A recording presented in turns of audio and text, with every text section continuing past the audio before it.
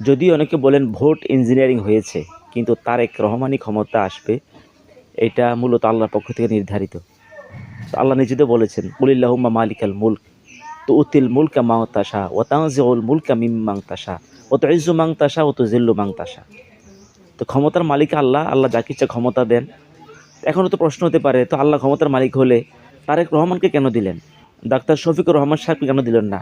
তিনি তো নামাজের দিক দিয়ে ভালো নামাজি, কোরআন তলাত ভালো জানেন, ইসলামী জ্ঞান ভালো আছে, এবং উনি দেশটাকে দুর্নীতি করবে না স্বীকৃতি দিয়েছেন, দুর্নীতিকে প্রশ্রয় দিব না স্বীকৃতি দিয়েছেন, অনেক কথাই বলেছেন।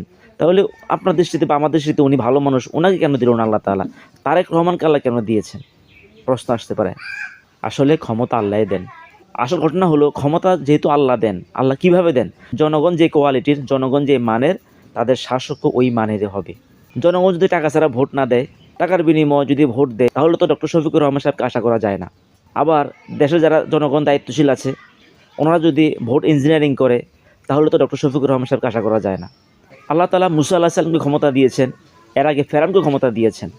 প্রশ্ন হলো, ফেরাউন তো খারাপ মানুষ, আবু জাহেল এরা খারাপ মানুষ, নমরুদ খারাপ মানুষ, তো এদেরকে ক্ষমতা কে দিয়েছেন? এরাও তো পৃথিবী চালিয়েছেন, এরাও তো পৃথিবীতে নেতৃত্ব দিয়েছেন, রাষ্ট্র পরিচালনা করেছেন, তো তাদেরকে আল্লাহ কেন ক্ষমতা দিলেন? তাদেরকে জন্য দিয়েছেন, ওই তৎকালীন সময় জনগণ যে কোয়ালিটির, তাদের শাসকও ওই কোয়ালিটি দিতে হবে, তাদের শাসক ধর আল্লাহর ওলি হবে না। আবার দেখা যায় আল্লাহ তাআলা মুসা নবীকে ক্ষমতা দিয়েছেন, যখন ওই জমিনে মুসা নবীর প্রয়োজন মনে করেছেন। সুতরাং ক্ষমতার মালিক আল্লাহ সুবহানাহু ওয়া তাআলা, এটা বিশ্বাস করতে হবে।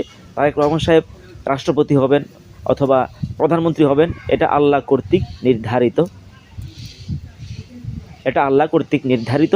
আমাদের জনগণের অবস্থার উপরেই আল্লাহ তাআলা ওনাকে আমাদের উপরে দায়িত্বশীল হিসাবে বসাইয়েছেন। সুতরাং হতাশ হওয়ার কারণ নাই, আমরা ভালোর জন্য চেষ্টা করি, জনগণ ভালো হই, ইনশাআল্লাহ আরও ভালো শাসক আপনাদের মাঝে আসবে, এবং আমরা সত্যের পথে, দিনের পথে, ইনসাফের পথে, কোরআনের পথে আমরা আমাদের এই দেশবাসীকে, জনগণকে আরও বেশি উদ্বুদ্ধ করি, আরও বেশি এগিয়ে আসি।